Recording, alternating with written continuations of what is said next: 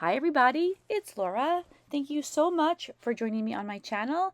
Today I have a layout that I made for this month's Stamp It Like It's Hot Hop. For June, we are stamping florals. I'm using a stamp set from Close to My Heart. It's called Sending You a Hug. And in this stamp set, there are quite a few different flowers and leaves, and I picked out a variety of different sizes of flowers and also leaves to include on my layout.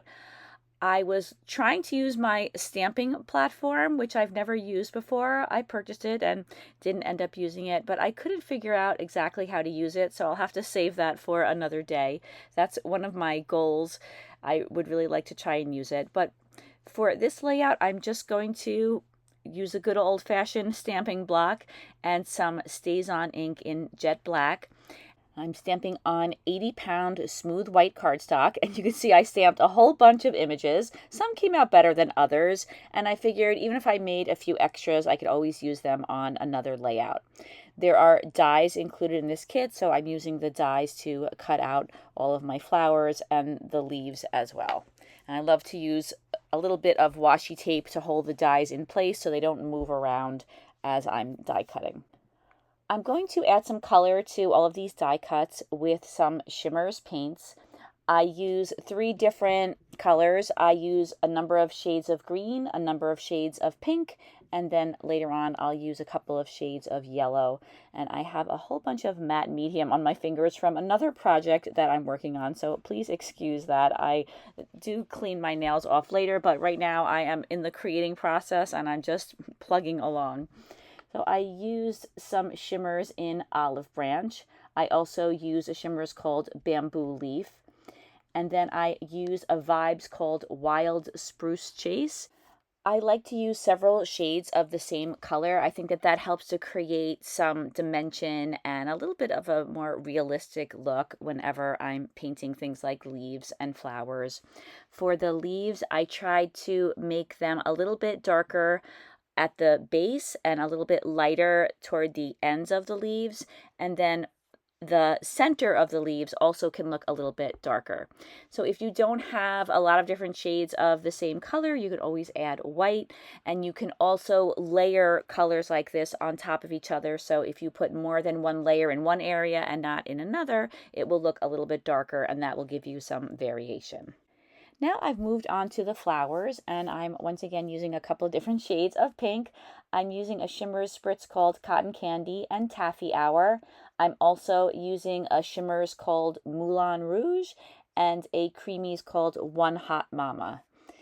And for the flowers, I always try to make the center of the flower a little darker, and then the edges of the petals would be the lightest part. For the yellow flowers, I'm just using 2 different shades of yellow. Because it's such a light color, it's hard to get a lot of variation on yellow, but I am using a Coloringz called Sunny Side Up, and I'm also using a Shimmerz called Bumbly Bee. Bumbly Bee is the slightly darker color, so I'm putting that more in the center of the flowers, and then the Sunny Side Up I'm covering the entire flower with. I like the way this set has some larger flowers, some medium flowers, and then these really small flowers. I find that variation in sizes of flowers fun to work with, and I think it makes flower clusters easier to make. I'm using my Creative Memories large circle cutter, one of my favorite tools that I've ever bought, and I'm working with a Pinkfresh Studio collection called Happy Blooms. The yellow paper that I use in the center, that's from a different collection. That's called The Best Day, but it matches in really well with the other papers that are from the Happy Blooms collection. I picked out this paper collection because I thought it would go really well with all the colors that I used in the flowers. I'm using a sketch for this layout. I took a screenshot of it, and unfortunately, I cannot find who made the sketch. It actually says it's printed on the sketch, but it blends in with the background. It's a large script writing that I just can't make heads or tails of. So I'm so sorry to whoever made this that I can't give you credit for it. But it's a beautiful sketch. It has a large circle in the center and then 2 strips of paper on the left-hand side. And I thought that this would be perfect for adding some flowers to in the upper right-hand corner and the lower left-hand corner. I'm trying to find the pattern papers that I think will look best layered on top of each other. I want to make sure that there's a lot of contrast. I like the way the yellow circle in the center contrasted with the purplish paper in the background. And then I have a strip of the blue paper with the butterflies. And then I picked out another paper. You could see it there. It's a strip of floral paper with a white background. I end up using a different paper there, although I like that paper too. I just wanted to use a few different colors on the layout. I also found that there was some really pretty pink paper. It's a pattern, but it looks like a solid, so I decided that I was going to mount my photo on that. And then I mounted each of those pattern paper strips, or both of them, I guess I should say, on some white cardstock because I really wanted there to be a little bit of differentiation between those papers and the background. And you can see here, I'm trying to decide between those two strips of paper. I'm not sure if I made the right decision. I like both of them. I ended up going with the striped paper. I just like the colors in that particular paper, as I said. So now I'm layering some papers in the background. I have the remnants of the yellow paper that I used to cut the center circle out of. And then I have a thin border of white cardstock. And then I added that purple paper. And I didn't make you sit through me gluing everything together, but you could see how I layered all of the elements on top of each other. I also chose this little card. This was on the other side of one of the papers that I used in the background. It says "Love this day," and I thought that it would be perfect in the lower right hand corner. There were some circular elements on this sketch, so I picked out 3 different circular embellishments. 2 of them are stickers. The one in the center is a puffy sticker, the blue one. And then I began adding all of those stamped flowers to my layout. I started with a cluster in the upper right-hand corner. I have the pink flowers in the center. I have 2 larger flowers and 1 smaller one. And then I surround the pink flowers with the yellow flowers. And then the next layer is the leaves, which I tuck all around the edge of the cluster.